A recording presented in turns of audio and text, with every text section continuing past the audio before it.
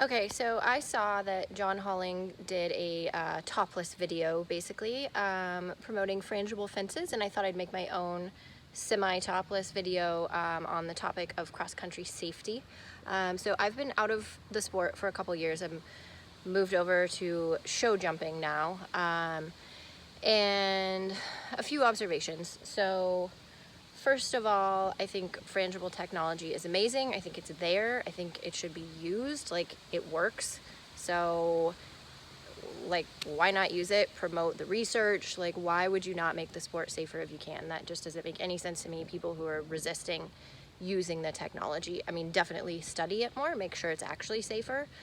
But I think absolutely the technology is there, use it. Another thing is seeing a distance. So this is where eventers go one way, show jumpers go another. And I think as eventers, we think, oh, you know, all these rich kids, rich amateur ladies are riding these amazing show jumpers, and they just sit there and the horse does all of it. Well, guess what? Most of them can see a distance. So yes, I think as eventers, we need to get better about being able to see a distance, but at the same time, everyone misses at some point, right? So you also need to train your horse to be able to fix the problem when you don't see the distance, right? So you're gonna make a mistake, make sure you do those fifth leg exercises, all of that, make him think on his feet, over ground rails, over small fences. Don't fix everything for him, right? Like, make him think for himself. We do that with the show jumpers too. If I miss, I want to know that the horse is gonna be able to figure it out. Also, ride a horse that is scopy enough. You know, people complain about not having enough money to buy a super scopy horse. I totally get that. That's actually, I don't compete anymore. I can't afford to do it. But when I did, I rode horses that could make up for my mistakes. So if you have a horse that's not scopy enough to go advanced, don't go advanced. Go prelim. Go whatever level where your horse has more than enough scope to fix a mistake.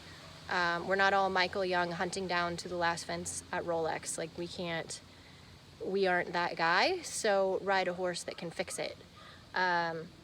Which I guess comes down to rider and coach responsibility. Coaches, obviously, it's tough because it's a business, you have to make a living, and it's really hard to tell your students that no, you can't move up, it's not safe, you're not ready, etc. My coach growing up, for a while I had an amazing horse. Oh my God, he was so good. He fixed so many mistakes for me.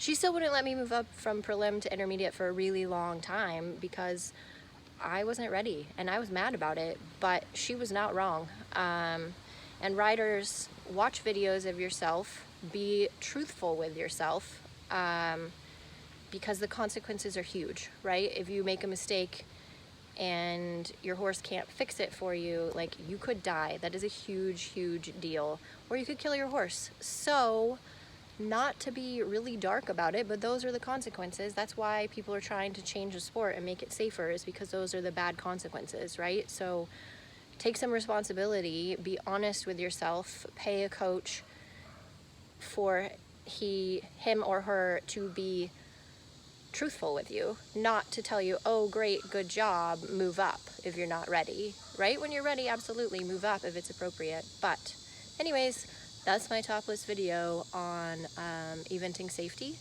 You may or may not care what I have to think, but those are just kind of some observations. Great job raising money for frangible fences, by the way, everybody.